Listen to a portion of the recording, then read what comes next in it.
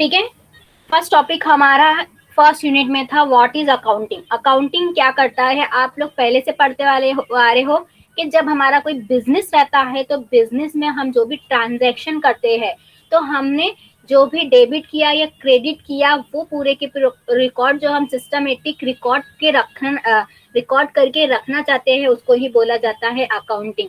जिसमें हम बिजनेस में जो भी हमारे अप डाउन हो रहा है, इंक्रीज हो रहा है या डिक्रीज हो रहा है, हमारे प्रोडक्शन जो भी हमारे प्रोडक्ट हम परचेज या सेल कर रहे हैं तो उसमें प्रॉफिट हो रहा है या लॉस हो रहा है, तो वो किससे पता चलता है हमको, अकाउंटिंग मेंटेन करके। तो यही मैंने आप लोगों को बताया था कि डे टू डे हम जो भी ट्रांजैक्शन कर रहे हैं उसका हम एक रिकॉर्ड रख रहे हैं मैन्युअली, तो उसको बोला जाता है अकाउंटिंग। तो मैन्युअली जो होता था तो वो थोड़ा हमारे लिए डिफिकल्ट होता था।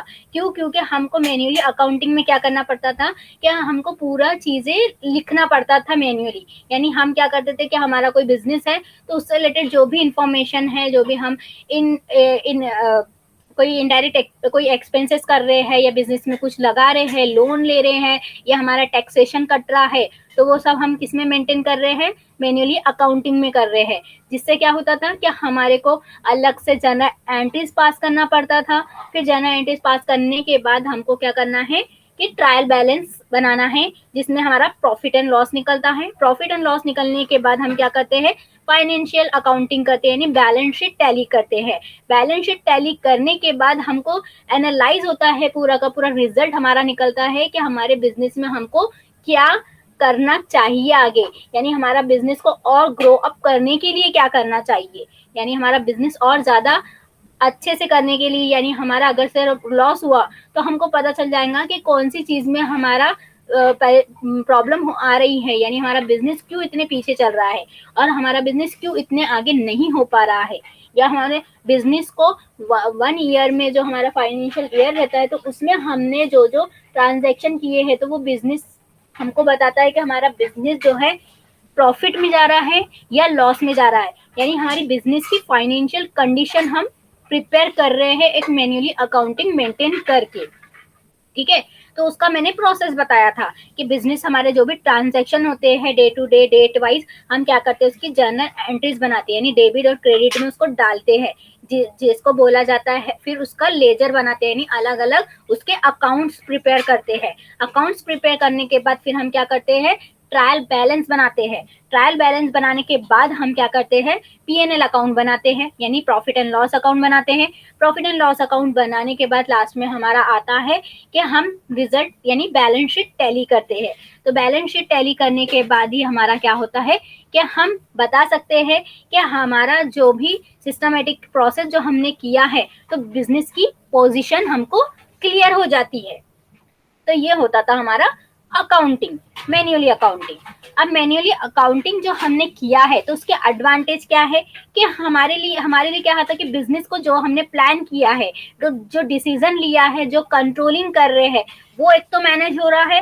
सेकंड क्या हो रहा है कि सिस्टमेटिकली हम रिकॉर्ड रख रहे हैं कि फर्स्ट डे में हमारा कितने ट्रांजेक्शन हुए, सेकंड डे में हमारा क्या हुआ। तो सिस्टमेटिकली हम मंथ वाइज जो है क्या कर रहे हैं, रिकॉर्ड मेंटेन कर सकते हैं। फिर इंफॉर्मेशन जो भी होती है, यानी एक प्रॉफिट एंड लॉस अकाउंट हमारा हम प्रिपेयर करते हैं सिस्टमेटिक। जब हमारा रिकॉर्ड ट्रांजेक्शन हो जाते हैं तो हमारा profit and loss account prepare होता है जिससे हमको पता चलता है कि हमारे बिजनेस में हमको प्रॉफिट हुआ या हमको लॉस में हुआ। फिर फाइनेंशियल पोजीशन पता चल जाती है हमको। बैलेंस शीट टैली होने के बाद लास्ट में जब हमारा फर्स्ट ईयर कंप्लीट हो जाता है, फाइनेंशियल ईयर कंप्लीट हो जाता है, तब हमको क्या मिलता है, हमारा पोजीशन मिलता है कि हमारा बिजनेस कौन से पोजीशन पे पहुंचा। फिर हम क्या कर सकते हैं, हमारा टैक्सेशन जो हमने पे किया है या हमने जो भी लायबिलिटी जो असेट्स लगाए हैं वो भी हमारे लिए हेल्पफुल हो जाते हैं। फिर हमने जो लोन लिया है, ठीक है, तो हम क्या कर सकते हैं, हम कंपेयर कर सकते हैं कि हमने फर्स्ट मंथ में कितना प्रॉफिट किया था, सेकंड मंथ में कितना किया था, क्या हमारा इंक्रीज में जा रहा है या डिक्रीज में जा रहा है हमारा बिजनेस।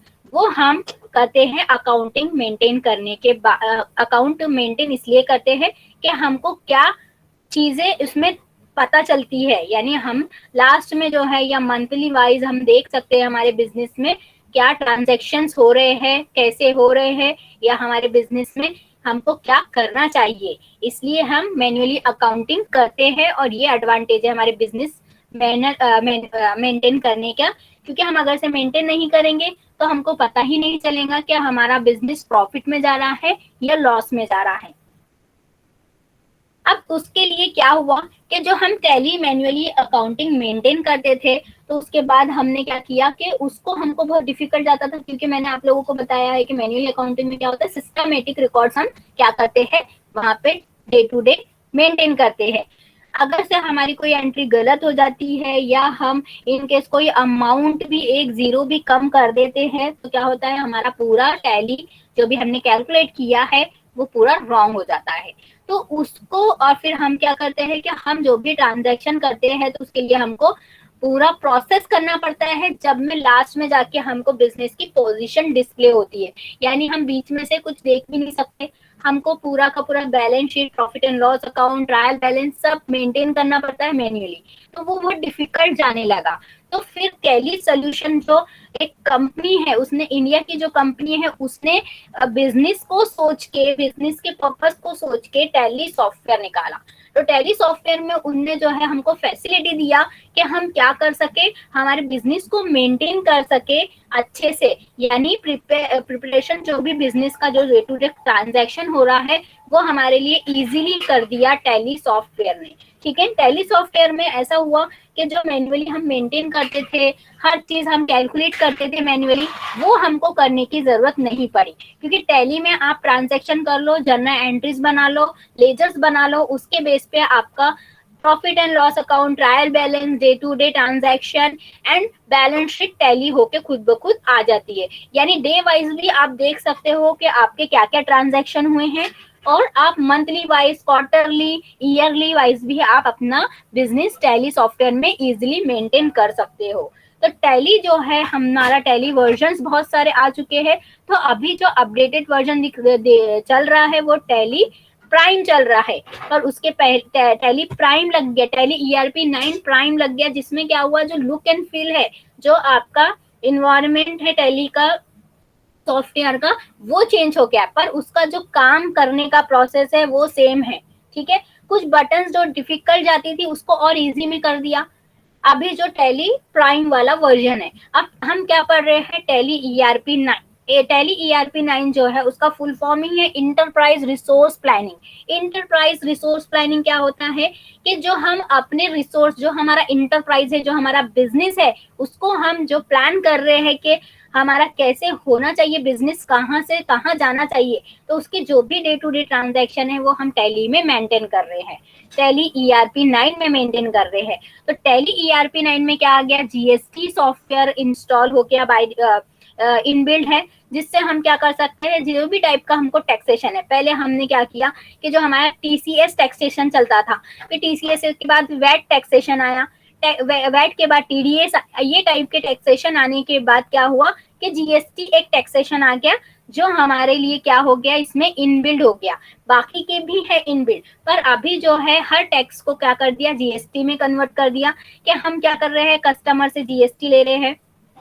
तो ये सब चीजें जो है हमारे टैली सॉफ्टवेयर में डाल चुकी है, जिसको हमको क्या करना है, बस इनेबल करना है ये फीचर को। तो जैसे ये फीचर को इनेबल किया हमने, तो क्या हो गया कि हमारा ऑटोमेटिकली कैलकुलेट होके आ जाएगा। पर यही चीज हम मैन्युअली करते हैं तो हमको क्या करना पड़ेगा, उसको कैलकुलेट करना पड़ेगा, उसका परसेंटेज लगाने के साथ साथ उसको हमको अमाउंट के साथ डिवाइड एंड इनटू करके फिर उसका परसेंट निकाल के हमको जीएसटी पता चलेगा। पर टैली सॉफ्टवेयर ने क्या कर दिया कि जैसे ही आपने अमाउंट डाला और जीएसटी का ऑप्शन इनेबल करके जीएसटी का ऑप्शन क्लिक किया, तो वो कैलकुलेशन आपको करके बता देगा कि आपका जीएसटी कितना कट रहा है। तो ये जो बिजनेस से रिलेटेड जो भी हमको मेंटेन करना है, जीएसटी टैक्सेशन मेंटेन करना है या ट्रांजैक्शन मेंटेन करना है, तो ये सब हम टैली सॉफ्टवेयर में करने लगे, जो हमारे लिए क्या हो गया, इजी हो गया। तो हम क्यों ये कर रहे हैं, क्योंकि टैली सॉफ्टवेयर क्या कर रहा है, ऑटोमेटिकली हमारी बैलेंस शीट टैली करके दे रहा है। फिर डे टू डे ट्रांजैक्शन जो हमारे होते हैं डेट वाइज, वो हम देख सकते हैं टैली में। जब भी हमको पीछे जाना है तो हम एक एक एंट्री को भी चेक कर सकते हैं, एडिट कर सकते हैं, मॉडिफाई बोलते हैं जिसको, मॉडिफाई कर सकते हैं। अगर से कोई अमाउंट में हमारी मिस्टेक भी हो जाती है इनकेस, और बैलेंस शीट टैली होके मिल भी जाती है, फिर हमको पता चलता है कि नहीं ये अमाउंट में हमने 1 जीरो कम कर दिए, तो हम क्या कर सकते हैं, वो एंट्री को ओपन करके कैश डे बुक में जाकर हमारी एंट्री को देखकर हम उसके अमाउंट को चेंज कर सकते हैं। परचेज बुक एंट्री देख सकते हैं, सेल्स कितना हुआ वो देख सकते हैं। इन्वेंट्री कब यूज करते हैं, जब हमारा बिजनेस कोई स्टॉक से रिलेटेड है, यानी हम क्या कर रहे हैं, स्टॉक मेंटेन कर रहे हैं, तो हम इन्वेंट्री का यूज करते हैं। ठीक है, हम बिजनेस में ट्रांजैक्शन कर रहे हैं तब हमारा balance sheet, cash book, purchase book, sales book आएगा। और जब हम स्टॉक मेंटेन कर रहे हैं तो तब हमारा आएगा इन्वेंट्री। ठीक है, इन्वेंट्री होता है स्टॉक मेंटेन करने के लिए। ठीक है, तो हम क्या कर रहे हैं कि हमारे लिए जो टैली सॉफ्टवेयर ने क्या किया, ऑटोमेटिकली ये सब फैसिलिटी दे दिया कि हम balance sheet, day book, purchase book automatically देख सकते हैं। बस हमको हमारे ट्रांजैक्शन डालना है, सही पोजीशन पे डालना है। और अगर से हमारा debit and credit in case गलत भी हो जाता है तो वो एंट्री को भी हम क्या कर सकते हैं, एक तो मॉडिफाई यानी एडिट कर सकते हैं, या फिर वो एंट्री को डिलीट करके न्यू एंट्री भी पास कर सकते हैं वाउचर एंट्री में जाकर। ठीक है, इन्वेंट्री मैनेजमेंट में हम क्या करते हैं कि हमारे पास कितना स्टॉक है, यानी कोई किराना शॉप है हमारी, या हमारा कोई भी टाइप का बिजनेस है जो स्टॉक से रिलेटेड आता है, तो हम क्या कर सकते हैं, स्टॉक मेंटेन करने के लिए इन्वेंट्री भी मेंटेन कर सकते हैं, जिसमें हम आइटम्स देख सकते हैं कि हमारे पास कितने आइटम है। तो स्टॉक जब हम मेंटेन कर रहे हैं, इन्वेंट्री जब मेंटेन कर रहे हैं, तो हमको समराइज रिपोर्ट देखना पड़ता है, जिसमें हमको क्या रहता है कि समराइज रिपोर्ट जो है क्या करता है कि हमारे पास कितना प्रोडक्ट, कितना अवेलेबल है, कितनी क्वांटिटी है, कितना उसका अमाउंट है, वो सब हम उसमें मेंटेन करते हैं। लेजर मैंने बताई हूँ कि अलग अलग जो आप ग्रुपिंग करते हैं मैन्युअली अकाउंटिंग में, वो ही बोला गया टैली सॉफ्टवेयर में लेजर, क्योंकि आपको जो स्टेप्स है बस उसको थोड़ा सा रिवाइज करना है। जो आप जर्नल एंट्रीज बोलते हैं उसको यहाँ पे बोला गया है वाउचर एंट्री, और जो आप डेट डालते थे तो यहाँ पे date column, particular, debit and credit तो रहता ही है, पर साथ में आपको फंक्शन की का यूज करना है। विदाउट फंक्शन की आप टैली सॉफ्टवेयर में काम नहीं कर सकते हैं। तो हर किसी की फंक्शन की बनी हुई है, तो आपको फंक्शन की यूज करके वाउचर एंट्री यानी जो आप जर्नल एंट्रीज बोलते हैं वो करना है। और उसके लिए आपको बनाना है ग्रुप यानी लेजर, यानी आपको अलग अलग जो अकाउंट आप बनाते थे, जैसे आपने कैपिटल अकाउंट अलग बनाया, फिर किसी श्याम का, राम का अकाउंट अलग बनाया, वैसे ही आपको उसके नाम के लेजर्स बनाना पड़ेगा। उसके बाद ही आप क्या कर सकते हो, वाउचर एंट्री कर सकते हो। क्योंकि आप जब मैन्युअली अकाउंटिंग करते हो तो क्या होता है कि आप जर्नल एंट्रीज पास करते हो, जर्नल एंट्रीज पास करने के बाद ही आप क्या करते हो कि आप लेजर बनाते हो। पर यहाँ पे थोड़ा डिफरेंट है कि लेजर पहले बनाना है और आपको जर्नल एंट्रीज मीन्स वाउचरिंग बाद में करना है।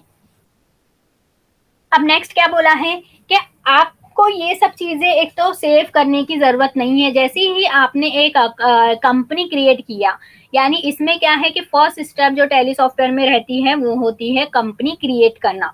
जैसे ही आपने कंपनी क्रिएट किया तो कंपनी क्रिएट करने के बाद ही उसको एंटर कर दिया, एक्सेप्ट करा लिया, तो समझ जाना है आपकी ऑटोमेटिकली वो एंट्री क्या हो गई, सेव हो गई। आपको अलग से कोई सेव एज नहीं करना है, कोई ओपन करने कुछ जाना नहीं है, कोई फोल्डर क्रिएट कर सकते हैं आप, वो भी ऑटोमेटिकली जब आप कंपनी क्रिएट करते हैं तो वो हो जाता है। पर एक बार आपने एंट्री पास कर दिए तो भी अगर से आपकी लाइट स्विच ऑफ हो जाए या कंप्यूटर स्विच ऑफ हो जाए, फिर भी वो एंट्री जो है वहां पे सेव रहती है। तो ये भी एक एडवांटेज है टैली सॉफ्टवेयर का। दूसरा एडवांटेज है कि इसमें ऑटोमेटिकली सब चीज कैलकुलेट होकर आ जाता है, हमको कुछ नहीं करना है। और अगर से इनकेस किसी को अकाउंट भी नहीं समझता है तो वो भी फैसिलिटी है सिंगल मोड एंट्री, जिसमें आपको सिंगल स्टेटमेंट डालना है, अमाउंट डालना है और पास कर देना है। जो अगर से टैली नहीं करा है, यानी जो अकाउंटिंग में जिसको इंटरेस्ट नहीं है, या फिर इनकेस उनको वो चाहते हैं कि अकाउंट मेंटेन करना है या कहीं जॉब करना है, तो वो तब भी सिंगल एंट्री मोड को अप्लाई करके अपना बिजनेस ट्रांजैक्शन कर सकता है। और जिनको रूल्स याद है, डेबिट एंड क्रेडिट मालूम है, तो वो डबल एंट्री मोड क्लिक करके भी क्या कर सकता है, अपने अकाउंट को मेंटेन कर सकता है। इसलिए टैली जो है बहुत ईजी है यूजर्स के लिए कि वो अपना मेंटेन करे। फिर नेक्स्ट क्या है ये टैली पैकेज इसलिए ही बना है कि आपके जो डे टू डे ट्रांजैक्शन हो रहे हैं, तो अपना बिगिनिंग से जो एंडिंग हो रहा है, तो आपका करेक्ट पिक्चर, जो बिजनेस का जो करेक्ट पोजीशन है, वो आपको डिस्प्ले हो जाती है। ठीक, ये पॉइंट्स में ये सब था। नेक्स्ट, अब टैली सॉल्यूशन मैंने बताया कि इंडिया की कंपनी थी टैली सॉल्यूशन प्राइवेट लिमिटेड, ठीक है, जो श्याम सुंदर गोइंका है एंड उनका जो सन है भरत गोइंका, उनने ये टैली सॉफ्टवेयर जो ये दोनों ही फाउंडर है टैली सॉफ्टवेयर के, जो इंडिया में tally solution private limited company India की कंपनी है, उन्होंने ये डेवलप किया है। ठीक है, उन्होंने क्यों डेवलप किया है? क्योंकि जब उन्होंने ट्रांजैक्शन करना सीखा, उन्होंने बना के देखा कि मैन्युअल अकाउंटिंग लोगों के लिए इतना डिफिकल्ट है, और फिर उनको लास्ट तक का पोर्शन पे जाना पड़ता है, लास्ट तक का जाने के बाद उनको बिजनेस की पोजीशन पता करना पड़ता है, फिर मॉडिफाई भी नहीं कर सकते। ये सब सोचकर उन्होंने ये बनाया, ये टैली सॉफ्टवेयर बना। ठीक है, क्योंकि ये एक बिजनेस के लिए ही बना है। ये टैली सॉफ्टवेयर ऐसा सॉफ्टवेयर है जिसको आपको बिजनेस के लिए ही यूज करना है। जैसे माइक्रोसॉफ्ट ऑफिस है, माइक्रोसॉफ्ट ऑफिस ने क्यों डेवलप किया? क्योंकि वो डॉक्यूमेंटेशन कर सके, उसमें हम एक्सेल शीट में हम क्या कर सकते, कैलकुलेशन कर सके, हम बिजनेस से हमारा जो प्रेजेंटेशन है वो बना सके, अट्रैक्टिव पीपीटी, फिर हमको डाटा कनेक्टिविटी करना है, टेबल्स बनाना है तो एमएस एक्सेस का यूज कर सके, फिर हमको डायरेक्टली मेल करना है तो हम नॉट पब्लिशर का यूज कर सके। तो ये सब चीजें माइक्रोसॉफ्ट ने ये सोचकर बनाया था। तो वैसे ही श्याम सुंदर गोइंका ने टैली सॉफ्टवेयर क्यों बनाया? कि हम टैली कर सके हमारा जो भी बिजनेस के कैलकुलेशन है, और इजीली मेंटेन कर सके बिजनेस को। ठीक है, अब ये जो बिजनेस, ये जो कंपनी है, ये इंटरनेशनल कंपनी है, क्योंकि जरूरी नहीं है इंडिया ने इसको डेवलप किया तो इंडिया वाले ही टैली सॉफ्टवेयर को यूज करे। टैली सॉफ्टवेयर जो है पूरे ऑल इंडिया इंटरनेशनल में चलता है, यानी हर कोई जो बिजनेस से रिलेटेड कोई काम कर रहा है, चाहे वो कोई भी टाइप का बिजनेस है, छोटा बिजनेस है या बड़ा बिजनेस है, सब लोग क्या कर रहे हैं कि ये यूज कर रहे हैं टैली सॉफ्टवेयर। तो टैली सॉफ्टवेयर में एक तो लैंग्वेजेस का प्रॉब्लम नहीं है, क्योंकि जो जिस लैंग्वेज में कंफर्टेबल है वो लैंग्वेज वो चेंज करके अपने बिजनेस को मेंटेन कर सकता है। तो हर लैंग्वेज को सपोर्ट करता है करके ये जो है इंडिया के अलावा इंटरनेशनल में भी चल रहा है, यानी हर लोग जो बिजनेस से रिलेटेड, अब बिजनेस मैंने बताया कि छोटा रहे या बड़ा रहे, कोई किराना शॉप रहे या बड़ा कंपनी रहे, तो भी वो क्या कर रहा है, अपना बिजनेस के जो भी ट्रांजैक्शन है वो काय में मेंटेन कर रहा है, टैली सॉफ्टवेयर में मेंटेन कर रहा है। तो टैली सॉफ्टवेयर जो बनाने का श्याम सुंदर गोयंका ने सोचा, वो इसलिए सोचा कि बिजनेस से जो भी हमको बिजनेस का जो भी प्लानिंग है, बिजनेस का जो भी ट्रांजैक्शन है, वो एक सॉफ्टवेयर में हम मेंटेन कर सके। हाँ, ये याद रखना है कि ये टैली सॉफ्टवेयर सिर्फ बिजनेस के लिए है, और कोई चीज के लिए है कि आप वर्ड डॉक्यूमेंट बना ले, पीपीटी बना ले, प्रेजेंटेशन बना ले, ये सब चीजें नहीं है। ये सब चीजें आपको माइक्रोसॉफ्ट ने दिया, वैसे ही आपको tally solution private limited company जो है वो श्याम सुंदर ने आपको टैली सॉफ्टवेयर बना के दिया बिजनेस के लिए, कि आप जो भी प्लानिंग कर रहे हैं वो आप जो भी आपका बिजनेस है, इंटरप्राइजेस जो भी है आपका, वो आप मेंटेन कर सके। अब इसका हेड क्वार्टर कहाँ पे बताया है? बेंगलुरु में, कर्नाटका में। इसका जो हेड क्वार्टर है वो कहाँ है? बेंगलुरु, कर्नाटका। अब आपकी मैनुअल की बात तो हो गई, टैली सॉफ्टवेयर में पहला स्टेप क्या करना है? तो सब में पहले पहला स्टेप होता है टैली सॉफ्टवेयर में कंपनी क्रिएट करना। आप कंपनी कैसे क्रिएट कर सकते हैं? तो आपका जो भी कंपनी यानी बिजनेस का नाम, आप बिजनेस के नाम से भी कंपनी क्रिएट कर सकते हैं, या जो ओनर है वो अपने खुद के नाम से भी कंपनी क्रिएट कर सकता है। हमारे बिजनेस में ऐसा कुछ नहीं है कि आपको कोई नाम ऐसे लेना है जो आपको याद रहे, आपको पता है कि ये हमारा बिजनेस है, इस टाइप का बिजनेस है, तो वो टाइप के हिसाब से आपको बिजनेस का नाम देना है, यानी कंपनी क्रिएट करना है। तो आप जब मैन्युअली अकाउंटिंग करते हैं तो कंपनी क्रिएट करने की जरूरत नहीं है, क्योंकि उसमें तो डायरेक्टली आप क्या करते हो कि वाउचर एंट्री क्रिएट करते हो, यानी जनरल एंट्रीज पास करते हो। पर इसमें सब में पहला स्टेप है कि आपको क्या करना है, आपको कंपनी क्रिएट करना है। जैसे ही वो कंपनी में जितने भी ट्रांजेक्शन हो रहे हैं वो उसमें ही सेव होंगे। ठीक है, आपका जो भी डाटा है, आप क्या करते हो कि एक डॉक्यूमेंट बनाते हो, तो डॉक्यूमेंट बनाने के बाद उससे रिलेटेड उसका नाम देते हो डॉक्यूमेंट का, और वही डॉक्यूमेंट में क्या करते हो, वर्ड फाइल में जो भी लेटर टाइप करना है या जो भी करना है वो करते हो। तो वैसे ही आप एक कंपनी क्रिएट करेंगे, वो कंपनी से रिलेटेड जितने भी ट्रांजेक्शन है आप उसमें ही मेंटेन करेंगे, बार बार उसको ऑन करके। ठीक है, नेक्स्ट होता है लेजर। अब इसमें लेजर क्यों बनाते हैं, क्योंकि इसमें ग्रुपिंग करना रहता है। अगर से आपने किसी को कैपिटल लगाया है बिजनेस में, या आपने कोई एक्सपेंसेस, कोई भी टाइप का एक्सपेंसेस किया है, तो वो एक्सपेंसेस आपको वाउचर एंट्री में नाम देखना चाहिए। यानी जो भी टाइप का एक्सपेंसेस आपका इनडायरेक्ट, डायरेक्ट है, टी एक्सपेंसेस है, वेजेस एक्सपेंसेस है, तो वो नाम आपको लेजर में बनाना पड़ेगा। जैसे मैंने आपको बताया कि आप मैन्युअली अकाउंटिंग में क्या करते हो कि जनरल एंट्रीज बनाते हो, जनरल एंट्रीज को देख के ही आप क्या करते हो, लेजर्स बनाते हो, यानी सबके नाम के अकाउंट बनाते हो। एक मिनट।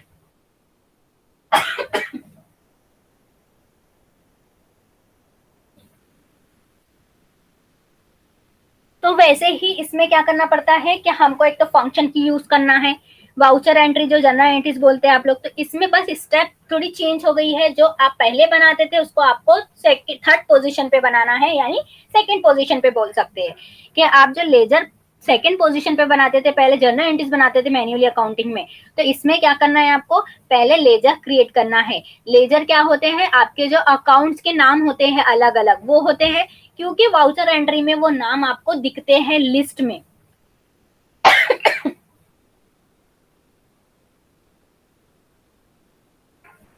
करके मैंने यहाँ पे ब्रैकेट में लिखा है, create voucher with used function की सब्स्टिट्यूट एंट्री, सब्स्टिट्यूटेबल एंट्री।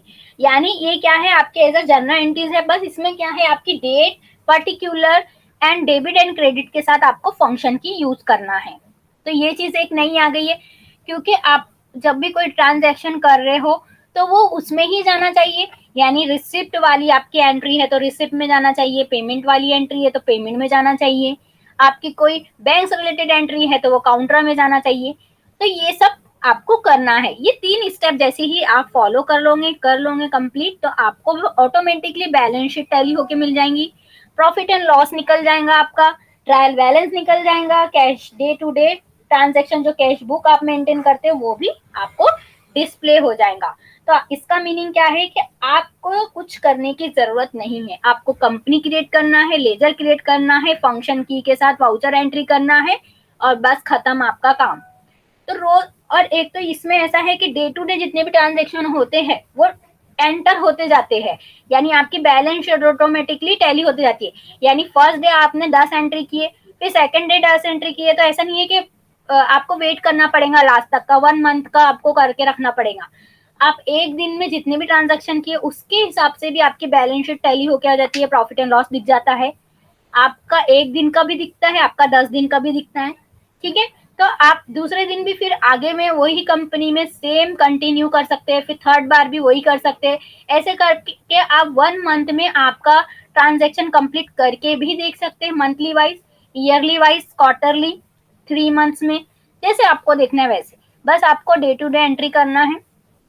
या जैसे आप बोलते हो ना कि आज किसी ने ये लिया, परचेस करे हमने ये की, तो हम क्या करते हैं, नोट कर लेते कॉपी के अंदर मैन्युअली अकाउंटिंग में। तो वैसी ही चीज आपको इसमें सिस्टम में करना है, यानी सॉफ्टवेयर में करना है, कि आप मैन्युअली जो करते थे वही आपको डे टू डे ट्रांजैक्शन इसमें मेंटेन करना है, जिससे आपकी ऑटोमेटिकली बैलेंस शीट टैली होते जाएंगी, प्रॉफिट एंड लॉस निकलते जाएगा, आपका ट्रायल बैलेंस भी आप देख सकते हो। तो ये सब चीजें ऑटोमेटिकली होते जाएंगी, जिसको आपको नहीं बनाना है। तो ये चीजें आपके लिए इजी कर दिया टैली सॉफ्टवेयर ने, कि आपको बैलेंस शीट नहीं निकालना है, प्रॉफिट एंड लॉस नहीं निकालना है। ये सब चीजें इजी इसलिए हो गई है आपके लिए बिजनेस मेंटेन करना। अब टैली के सॉफ्टवेयर में ये ध्यान देना है आपको कि सब 9 पे ही अटक गया है। आप जब 4.5 को ऐड करोगे तो भी 9 आएगा, 5.4 को करोगे तो भी 9 आएगा, 6.3 को करोगे तो भी 9 आएगा, 7.2 को करोगे तो भी 9 आएगा। तो आप ऐसे 9 जो हमारा कैरेक्टर जो डिजिट है उसके हिसाब से आप वर्जन को याद रख सकते हो, ठीक है। सब में इजी तरीका यही है कि आप 9+ होना चाहिए ऐसे वर्ड लेना है आपको, ऐसा नाम यानी ये लेना है। तो 4.5 पहला वर्जन था, 5.4 दूसरा वर्जन था, 6.3, 7.2, 8.1 और फिर 9 निकला, यानी 0.9 निकला, फिर उसके बाद ERP लग गया। तो ये सब क्यों हुआ, क्योंकि जो पहला सॉफ्टवेयर था 4.5 वो MS DOS पे बेस्ड था, यानी वो सॉफ्टवेयर जब रिलीज हुआ तो MS DOS पे ही बेस था, यानी आपको क्या करना पड़ता था, एक डॉस जैसी स्क्रीन जो आती थी उसके ऊपर बेस था। फिर नेक्स्ट जो आपका 5.4 निकला तो वो ग्राफिकल यूजर इंटरफेस बन गया, ग्राफिक इंटरफेस बन गया, यानी ग्राफिक्स में भी आप क्या कर सकते थे, आपके बिजनेस के ट्रांजेक्शन को देख सकते थे। फिर 6.3 निकला तो उसमें वैट टाइप आ गया, यानी वैट ट्रांजेक्शन आ गया, यानी वैट निकलने लग गया आपका। जो आपके टैक्स टाइप बोलती हूँ, टैक्स के टाइप है, तो वैसे ही वैट एक टैक्स का ही टाइप है, जो वैल्यू एडेड टैक्स यानी वैल्यू पे टैक्स लगता था, तो वो टैक्सेशन भी ऑटोमेटिकली कैलकुलेट होने लगा। कौन से वर्जन से? 6.3 वर्जन से। फिर 7.2 वर्जन में क्या आया कि और फ्यूचर जो वैट से रिलेटेड जो रूल्स है, तो और ज्यादा इसमें क्या हो गए हैं, ऐड हो गए हैं 7.2 में, यानी वैट के जो फीचर्स जो नहीं अवेलेबल थे वो भी अब इसमें क्या हो गए, अवेलेबल हो गए। फिर 8.1 आया।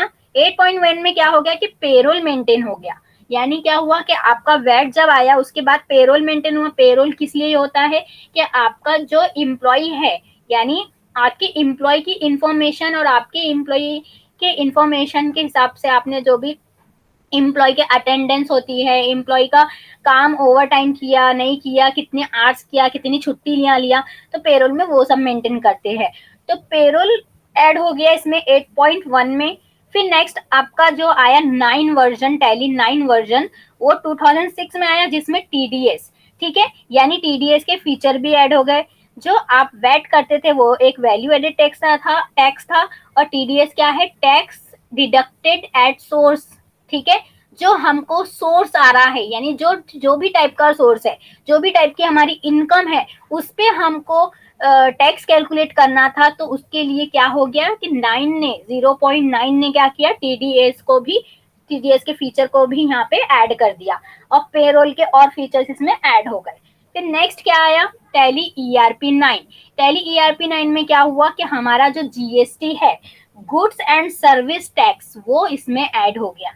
यानी जो ईआरपी 9 पैकेज जो आया आपका, टैली ईआरपी 9 पैकेज, जिसमें क्या हुआ कि आपका ग्राफिक इंटरफेस भी ऐड हो गया, इसमें वैट भी ऐड हो गया, पेरोल भी ऐड हो गया, टीडीएस भी ऐड हो गया, और नया क्या फीचर आ गया, जीएसटी का आ गया, जो अभी अपना चल रहा है, ठीक है। अब टैली प्राइम में क्या आ गया, तो टैली प्राइम में जो है इन्वायरमेंट चेंज हो गया बस, और थोड़ा सा इजी हो गया। अब इसको इंस्टॉल कैसे करना है, तो इंस्टॉल करने के लिए उसने क्या बोला है कि अब उसका ही सॉफ्टवेयर, टेली सोल्यूशन का ही सॉफ्टवेयर है, तो टेली सोल्यूशन की ही वेबसाइट पे जाना है आपको और डाउनलोड करना है। अब वर्जन चेंज हो गए, प्राइम आ गया, तो आपको ये नहीं सोचना है कि मैडम ने ये पढ़ाया था इसमें अलग दिख रहा है, सेम वही प्रोसेस है, आप वो भी करोगे तो वो भी करेक्ट है। जब मैंने की थी, तो जब मेरे पास ये वाला ऑप्शन था तो मैंने ये किया, पर अगर से ये टेलीसोल्यूशन.com वाला वेबसाइट पे जाओगे और डाउनलोड पे जाओगे, तो आपको यहाँ पे टेली प्राइम दिखेगा, तो आप वो भी डाउनलोड कर सकते हो, यानी इंस्टॉल कर सकते हो। डाउनलोड करने का प्रोसेस बहुत ही इजी है कि आपको क्या करना है, बस वेबसाइट पे जाना है, आपका वर्जन चूज करना है, वर्जन को डाउनलोड करना है, और डाउनलोड करने के प्रोसेस स्टार्ट होती है आपका डाउनलोड का, जो भी जहाँ पे भी डाउनलोड फोल्डर है आपके कंप्यूटर में, वहां पे ये सेटअप फाइल, एक्सी फाइल जो है, ये वहां पे सेव हो जाती है। सेव होने के बाद वहीं पे आपको जाना है, और जाने के बाद डबल क्लिक करना है। डबल क्लिक करने के बाद फिर से स्क्रीन आती है, यस करना है, नेक्स्ट करते जाना है, और आपका टैली सॉफ्टवेयर जो है इंस्टॉल हो जाता है सक्सेसफुली। अब टैली सॉफ्टवेयर जो है एक तो शॉर्टकट की डेस्कटॉप पे देगा, या फिर आपकी अगर देता ही है टैली सॉफ्टवेयर शॉर्टकट की, अगर से नहीं है तो आपको दूसरी स्टेप ये है कि प्रोग्राम फाइल में जाओ, ऑल प्रोग्राम में जाओ, स्टार्ट बार में जाओ, और वहां पे जाके आप ऑल प्रोग्राम में जाके टैली का फोल्डर ही दिखेगा आपको, और उसमें टैली ईआरपी 9 आपका दिख जाएगा, सेटअप फाइल, यानी सेटअप मीन्स आपका आइकन दिख जाएगा टैली का, और आप उसको क्या करना है, डबल क्लिक करना है। अब इसमें भी दो चीज है, आप पेड वर्जन ले रहे हो या अनपेड वाला वर्जन ले रहे हो। जो पेड वर्जन रहता है, जिसमें आपको लाइसेंस एक्टिवेट करना पड़ता है, क्योंकि आप अगर से पेड वर्जन ले रहे हो, तो आप क्या करोगे कि आपको यूजर नेम एंड आईडी मिलेगा, जिससे आप क्या करोगे, आपका यूजर नेम एंड आईडी दे के लाइसेंस 1 ईयर के लिए क्या कर सकते हो, एक्टिवेट कर सकते हो। या फिर आप अगर से प्रैक्टिस पर्पस के लिए इंस्टॉल कर रहे हो, तो डायरेक्टली आप एडुकेशन मोड को क्लिक करेंगे। दो चीज है, ठीक है, पेड वर्जन लिए, लाइसेंस वर्जन लिए, तो लाइसेंस को एक्टिवेट कर लो, लाइसेंस वर्जन नहीं है तो वर्क इन एडुकेशन मोड पर क्लिक करो। अब आपको इसमें क्या डिफरेंट है पेड वर्जन एंड एडुकेशन वाले वर्जन में। अब पेड वर्जन तो पेड वर्जन है, ठीक है। अब जो भी चीज आप पेड लोगे तो आपको तो अच्छी ही मिलेंगी, और अगर से आप अनपेड लोगे तो उसमें कुछ ना कुछ डिसएडवांटेज तो होंगे, ठीक है। अब पेड वर्जन देने का जो श्याम सुंदर गोयनका है वो ऐसे ही पेड वर्जन और अनपेड वर्जन तो बनाएगा नहीं, कुछ सोच के ही कोई लोग देगा कि हाँ ये यूज करेगा तो इसको ये डिसएडवांटेज रहेगा, तो तभी वो यूजर क्या करेगा, सोच के पेड वर्जन ले लेगा। तो वैसे ही जो पेड वर्जन होगा उसमें तो ऑल फीचर्स आपके एक्टिवेट रहेंगे, यानी हर चीज कर सकते हो आप। अब यहाँ पे अनपेड वर्जन क्या किया उसने कि मेन चीज पे फोकस किया। आपके बिजनेस का मेन चीज क्या है, मैंने क्या बोल रही हूँ बार बार, डे टू डे ट्रांजेक्शन आप देख सकते हो। पर डे टू डे ट्रांजेक्शन कैसे चेक करते हैं, हम डेट से चेक करते हैं। तो यहाँ पे श्याम सुंदर गोयनका ने यही चीज किया कि आपके डेट पे फोकस किया और डेट की ही फैसिलिटी बंद कर दिया। जो आप पेड वर्जन में कर रहे हो उसमें आप डेट चेंज कर सकते हो, डे टू डे ट्रांजेक्शन कर सकते हो, पर इसमें ऐसा नहीं है। इसमें सिर्फ आपकी फर्स्ट डेट यानी फर्स्ट मंथ जो आपका 1 अप्रैल होता है, फर्स्ट डालते हो आप, तो इसलिए उसने सोच समझ के ये सॉफ्टवेयर को एजुकेशन मोड में कब किया, जब आपका जो ट्रांजेक्शन होता है, बिजनेस की जो डेट होती है, 1 ईयर का जो डेट होता है वो ही यहाँ पे लिया। यानी फर्स्ट आप डाल सकते हो, लास्ट में जो 31 होता है वो डाल सकते हो, इसके अलावा आप कुछ नहीं डाल सकते। यानी आपका मंथ आप कुछ भी डालो, पर आपका जो 1 अप्रैल 2000 जो भी है उससे 31 मार्च 2000, तो इसके बीच में जितनी डेट आती है 2, 3, 4, 5, 6, 7, 8, 29, वो डेट में से आप कोई भी डेट नहीं डाल सकते हो, बस फर्स्ट डेट से और 31 ये 2 डेट का ही यूज कर सकते हो एजुकेशन मोड में। ये डिसएडवांटेज है, बाकी क्या आप हर फ्यूचर सेट यूज कर सकते हो। पर अगर से आप ये सोच के बैठोगे कि मैं पेड वर्जन क्यों लूं जो मेरे को हर फैसिलिटी एजुकेशन मोड में मिल रही है, पर अगर से आप कोई प्रोफेशनल बिजनेस कर रहे हो यानी बिजनेस के लिए आप यूज कर रहे हो तो आपको पेड वर्जन के अलावा आप कुछ नहीं कर सकते हो। अगर से आप पर्पस है आपका किसी आप प्रैक्टिस कर रहे हैं ऐसे सीखने के लिए यूज कर रहे हो तो आप यूज कर सकते हो, क्योंकि आपको डेट की थोड़ी ना कुछ करना है, डेट से क्या लेने देना है आपके ट्रांजेक्शन को, आपका ट्रांजेक्शन हो आपकी प्रैक्टिस हो जाए वही काफी आपके लिए। पर अगर से आपका बिजनेस है और उसमें डे वाइज आपको चेक करना है तो वो फैसिलिटी ही बंद है, तो कैसे आप डेट वाइज आपका रिकॉर्ड मेंटेन करोगे। तो आप जब भी रिकॉर्ड मेंटेन करोगे वर्क इन एजुकेशन मोड के साथ, तो आपको एक ही डेट दिखेंगी जो उसमें बाय डिफॉल्ट रहेंगी, ठीक है। जैसे 1 अप्रैल जो बताई मैंने और 31 मार्च, उसके अलावा आपकी कोई डेट चेंज नहीं होंगी।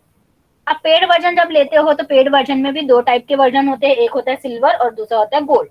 सिल्वर जो होता है आपका वो होता है सिंगल यूजर के लिए, यानी सिंगली एक ही पीसी पे आप एक ही इस पे एक ही इंसान जो है मेंटेन कर रहा है अपना ट्रांजेक्शन, तो उसके लिए होता है। यानी आपका छोटा सा बिजनेस है और आप एक कंप्यूटर में डाल के रख रहे हो तो आप सिल्वर वर्जन लोगे। और गोल्ड वर्जन कब होता है कि आपका बहुत बड़ा बिजनेस है जिसमें आपको बहुत सारे एम्प्लॉयज लग रहे हैं, तो हर एम्प्लॉय के इसमें वो ट्रांजेक्शन अलग अलग होने चाहिए, अलग अलग ट्रांजेक्शन मेंटेन करना चाहिए, तो अलग अलग लोगों के इसमें आपने डाल के दिए टैली सॉफ्टवेयर पेड वाला, तो पेड वाला वर्जन अलग अलग कंप्यूटर पे नहीं चलेगा, तो आपको गोल्ड वर्जन लेना है। ये 2 चीज होती है। रिन्यूअल ऑप्शन जैसे आप लोग नेट प्रोटेक्टर जो होता है आपका उसके लिए यूज करते हैं नेट प्रोटेक्टर, तो आप क्या करते हो कि 1 साल का जब आप ले लेते हो जो वायरस डिडक्ट करने वाला सॉफ्टवेयर, तो फिर क्या करते हो बार बार थोड़ी ना लेना पड़ता है आपको, बस उसको क्या करना पड़ता है रिन्यूअल करना पड़ता है और उसको अपडेट करना पड़ता है। तो वैसे ही टेली सॉफ्टवेयर में अगर से आपने कोई पैकेज ले लिए है 1 ईयर का, फिर उसके बाद आपको डबल से क्या करना है उसको आगे और कंटिन्यू करना है, तो आपको सिर्फ उसको रिन्यूअल कराना पड़ेगा। यानी आपको जो फीस लगती है रिन्यूअल की वो देना पड़ेगा, यानी आपको खरीदना नहीं पड़ेगा, जो खरीदने की फीस है जो परचेस करने की फीस है वो नहीं करना पड़ेगा। आपको सिर्फ क्या करना पड़ेगा कि आपको सिर्फ और सिर्फ रिन्यूअल कराना है, ठीक है।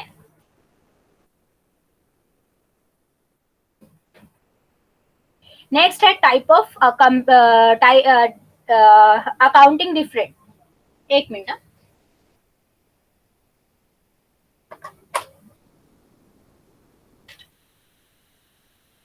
मुझे पता है आप लोगों के पास ज्यादा टाइम नहीं है और हमारी ये वीडियो भी ज्यादा बड़ी हो जाएंगी, इसलिए मैं ये लास्ट टॉपिक पढ़ा के खत्म करती हूँ।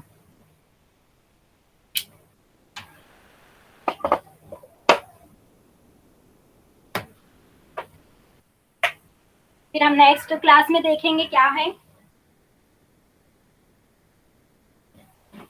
फर्स्ट क्लास में आपके लिए इतना ही काफी है।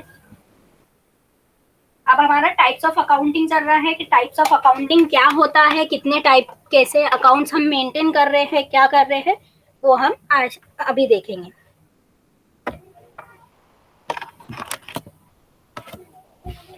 ठीक है, टाइप्स ऑफ अकाउंटिंग में मैंने आपको बताया 2 टाइप के अकाउंटिंग करते आ रहे हैं, यानी कर रहे हैं। पहले तो हमारे पास एक ही था, मैन्युअली अकाउंटिंग। सबको मालूम था कि जिसने बीकॉम लिया, एमकॉम लिया, जिसने क्या बोलते थे कॉमर्स लिया, वो क्या करता है, जो भी पढ़ाते हम मैन्युअली अकाउंटिंग में मेंटेन करते हैं। यानी मैन्युअली अकाउंटिंग बेसिक अकाउंटिंग का चीज है कि हम बेसिक पहले क्या करते हैं कि मैन्युअली अकाउंटिंग से ही हमारे अकाउंट जो भी ट्रांजेक्शन है टैली करते हैं। अब हमारा जब कंप्यूटर नहीं था या था भी, तो हमारे पास ऐसा सॉफ्टवेयर नहीं था कि हम बिजनेस मेंटेन करें। तो उसके पहले हम अकाउंट कैसे मेंटेन करते थे, तो उसके पहले हम अकाउंट मेंटेन करते थे मैन्युअली, यानी हम हाथ से अपने हर ट्रांजेक्शन को लिखते थे कॉपी में, ठीक है, रजिस्टर बोलो, उसमें मेंटेन करके हम रखते थे हमारा डे टू डे ट्रांजेक्शन। फिर क्या हुआ कि कुछ समय बीता, अलग अलग कुछ आगे हम हमारी जनरेशन बढ़ी, फीचर्स और ऐड होते गए, यानी नई नई चीजें हमारे इसमें इन्वेंट होने लगी। जैसे पहले हमारा छोटा मोबाइल चलता था एकदम, जो नोकिया मोबाइल होते थे या रिलायंस मोबाइल होते थे वो चलते थे। फिर उसके बाद क्या हुआ कि हमारे एंड्रॉइड मोबाइल आ गए। एंड्रॉइड मोबाइल आने के बाद क्या हुआ कि हमारे पास आईफोन, अलग अलग वर्जन के फोन आने लगे। वैसे ही हमारे इसमें मैन्युअली अकाउंटिंग जब हम करते थे तो हमारा बहुत पीछे चलता था। जब यानी मैन्युअली अकाउंटिंग कर रहे हैं सब, अपना अकाउंट मेंटेन तो करना है सबको, क्योंकि हर किसी को कुछ याद नहीं रहता है कि उसने कौन सा ट्रांजेक्शन कौन से दिन में किया। तो फिर वो क्या करेगा कि डायरेक्टली वो रजिस्टर में लिखेगा। और अगर से कोई स्टॉक से मेंटेन कोई बिजनेस है जिसका जिसका क्या हो रहा है कि जिसमें जैसे फॉर एग्जांपल कोई किराना शॉप है जिसने 10 किलो दाल लिया, 5 किलो दाल ले लिया, कोई कोई प्रोडक्ट ले लिया, दूसरा पॉन्स पाउडर ले लिया, शैम्पू ले लिया, तो इतने सारे पैकेज आ गए। तो वो क्या करेगा कि उसको मेंटेन करके रखेगा कि उसके जो उसका किराना शॉप है तो उसने कहीं से होलसेल की दुकान से लाया होगा या उसके पास कोई आता होगा देने के लिए, तो वो मेंटेन करेगा कि आज मैंने ये आदमी से इतना पैसे का इतना प्रोडक्ट लिया। फिर फिर मैं क्या करूंगी कि उसको देखकर मैं अपने प्रोडक्ट बेचूंगी, सेल करूंगी। कोई किराना शॉप में आएगा, आधा किलो डाल दो, 5 किलो डाल दो, ठीक है। तो फिर मैं क्या करूंगी कि उसको भी मेंटेन कर रखूंगी कि आज के दिन में मैंने कितना अपना बिजनेस को कितने पैसे मैंने यानी खर्च किए, यानी मीन्स खर्च किए और कितना मुझे प्रॉफिट हुआ। तो वो सब चीजें मैं क्या करूंगी मैन्युअली रखूंगी। तो वैसे ही अब क्या हुआ कि जब हमारा आगे आगे बढ़ा, फिर सबको समझ में आया कि बिजनेस मेंटेन करना बहुत डिफिकल्ट है मैन्युअली, हर दिन का आपको हिसाब रखना पड़ेगा। तो उसके बाद हमारा कंप्यूटराइज अकाउंटिंग आया, जिसमें हमने पहले क्या हुआ कि पहले कंप्यूटराइज अकाउंटिंग के पहले क्या हुआ, कंप्यूटर इन्वेंट हुआ हमारे इसमें। कंप्यूटर आया, लोगों को कंप्यूटर समझने लगा। समझने के बाद क्या हुआ कि उसमें पहले डॉक्यूमेंटेशन करने लगे लोग, फिर प्रेजेंटेशन बनाने लगे, फिर टेबल्स बनाने लगे, फिर उसको एडिशन सब्सट्रैक्शन जो भी करना है उसको कैलकुलेट करना है तो एक्सेल शीट का यूज होने लगा। फिर कंप्यूटर में और दूसरी चीजें यूज करने लगे लोग, लैंग्वेजेस पढ़ने लगे, ठीक है। जैसे सिलेबस लोगों का चेंज होने लगा, पहले हमारे टाइम के सिलेबस और आपके टाइम के सिलेबस में कितना डिफरेंट आ गया। वैसे ही हमारा जो कंप्यूटर है, तो जब पहले कंप्यूटर हुआ तो एम एस डॉस पे बेस्ड था कि एम एस डॉस पे आप क्या कर सकते थे, कोई भी लैंग्वेज का यानी एम एस डॉस का यूज करके ही आप कुछ कर सकते थे। फिर हमारा ऑपरेटिंग सिस्टम भी चेंज होने लगा। ऑपरेटिंग सिस्टम पहले एम एस डॉस था, फिर एम एस माइक्रोसॉफ्ट आ गया, जिससे हमारे को क्या हुआ कंप्यूटर समझने लगा, इजी हो गया। फिर इजी होने के बाद उसमें क्या हुआ कि फिर बिजनेस का लो, फिर जो जैसे श्याम सुंदर गोयनका ने सोचा कि बिजनेस जब मैन्युअली करते हैं हम तो उसको अगर से कंप्यूटराइज में ट्रांसफर कर दिए तो कितना इजी हो जाएगा लोगों के लिए। तो इसलिए फिर हमारे पास क्या आया, टैली सॉफ्टवेयर आया। तो टैली सॉफ्टवेयर आने के बाद क्या हुआ कि उसको बोलने लगा कंप्यूटराइज अकाउंटिंग, यानी हम क्या कर रहे हैं कंप्यूटर का भी यूज कर रहे हैं और उसमें अकाउंट भी मेंटेन कर रहे हैं।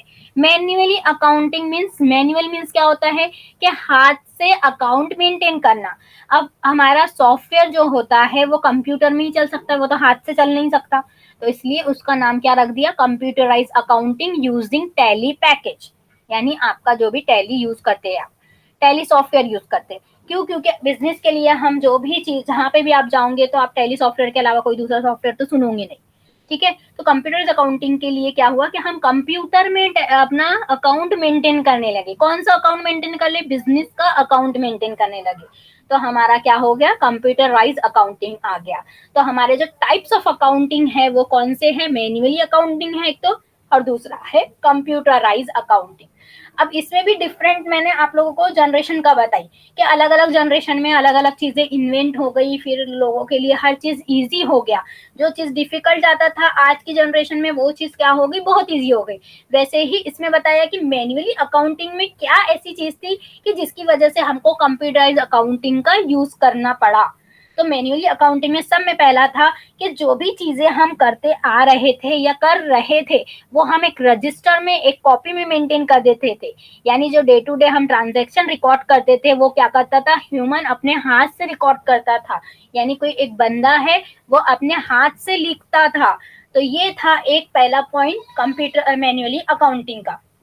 अब फिर जब हमारा कंप्यूटराइज अकाउंटिंग इन्वेंट हुआ तो क्या हुआ कि हमारा जो भी ट्रांजैक्शन है, वो जो भी अकाउंटिंग का काम है वो हम क्या करने लगे? कंप्यूटर के अंदर करने लगे। यानी जो ह्यूमन बीइंग मेंटेन करता था वही चीज अब क्या कर रहा है? ह्यूमन तो कर रहा है पर वो कंप्यूटर के अंदर सेव रह रहा है, ना कि कोई कॉपी या रजिस्टर में। फिर नेक्स्ट क्या है कि हमको मैन्युअली अकाउंटिंग में सिक्वेंशली चलना पड़ता था। यानी जो भी मेंटेन करना है हमको वो सीक्वेंस में करना पड़ता था। हम कोई भी चीज कहीं से भी देख नहीं सकते थे। अगर से मैंने फर्स्ट डे का पूरा 10 एंट्री करके रखी तो 10 एंट्री में ही मैं बैलेंस शीट कैलकुलेट नहीं कर दूंगी, और कैलकुलेट करूंगी तो फिर से मेरे को दूसरे दिन फिर से बैलेंस शीट बनाना पड़ेगा, फिर से मेरे को वो पूरा प्रोसेस करना पड़ेगा। तो मैं ऐसा नहीं करती थी। तो मुझे जब भी मैन्युअली अकाउंटिंग में मुझे कुछ प्रिपेयर अपना बैलेंस अकाउंट हमारा बिजनेस मेंटेन करना था तो मुझे स्टार्टिंग से एंड प्रोसेस तक का जाना था। यानी पहले मुझे अकाउंटिंग देखना था कि मेरे अकाउंटिंग के ट्रांजैक्शन कौन से, उसको पोस्टिंग करना था कि डेबिट क्या हो रहा है मेरे इसमें, क्रेडिट क्या हो रहा है, मुझे कहाँ डेबिट करना है कहाँ क्रेडिट करना है। फिर उससे मुझे ट्रायल बैलेंस निकलता था। ट्रायल बैलेंस निकालने के बाद में पूरा कैलकुलेट करने के बाद क्या करती थी कि प्रॉफिट निकालती थी। प्रॉफिट निकालने के बाद profit and loss account maintain करती थी। उसके बाद ही मेरी बैलेंस शीट बनती थी और जिससे मुझे अपना आखिरी में पता चलता था कि मेरे बिजनेस में क्या हुआ है, मेरे बिजनेस का पोजीशन क्या है। पर जब मेरा कंप्यूटराइज अकाउंटिंग आया और मैं उसमें जब ट्रांजैक्शन करने लगी तो मैं कहीं से भी कुछ भी चीज देखने लगी।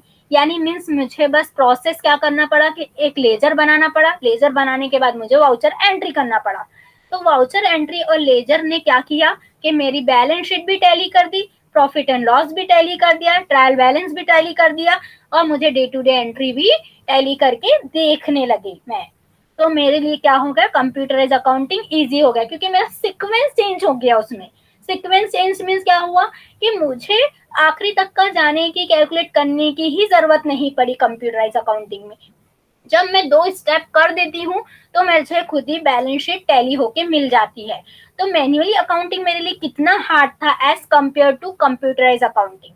तो इसलिए मैंने क्या किया कि मेरे बिजनेस को कितना प्रॉफिट हो रहा और मेरे बिजनेस की डे टू डे एंट्री कर सकूं, मैं कुछ गलत ना हो जाए, तो मैंने कंप्यूटर का यूज करी, सॉफ्टवेयर का यूज करी अपने बिजनेस को मेंटेन करने के लिए, जिसमें मेरा टाइम बचा, जिसमें मेरी गलतियां बची, मेरा एरर आ सकते थे, कोई मैं मिस्टेक कर सकती थी। तो उसके वजह से क्या हुआ कि मैंने जब कंप्यूटर में स्टार्ट करने लगी तो मेरा क्या हो गया कि मेरे अगर से कुछ रॉन्ग भी हो जाती है एंट्री, कोई डेबिट वाली एंट्री क्रेडिट में चली जाती है या मेरे अमाउंट्स गलत हो जाते हैं तो मैं क्या कर सकती हूँ? उसको मॉडिफाई भी कर सकती हूँ।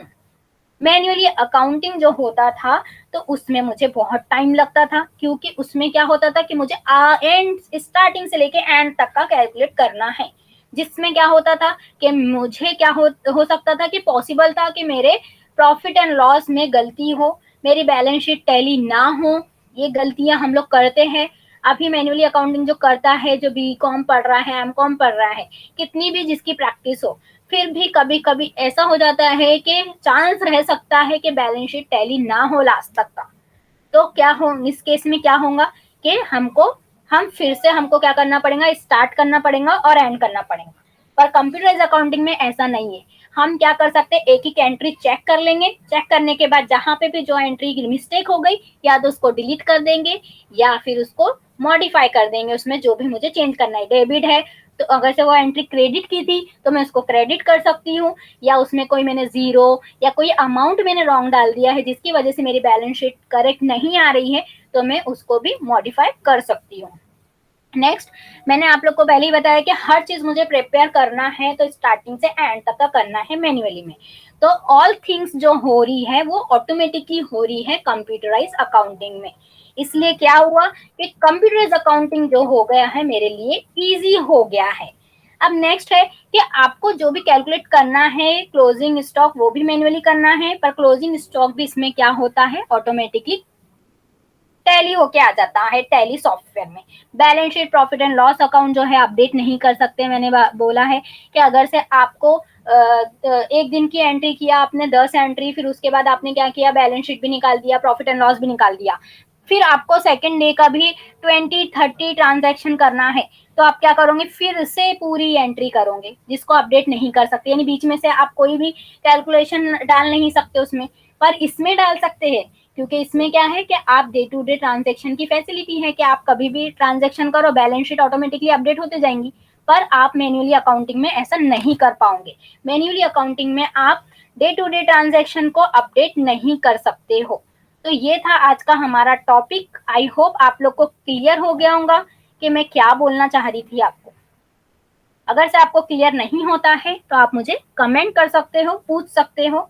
Thank you so much.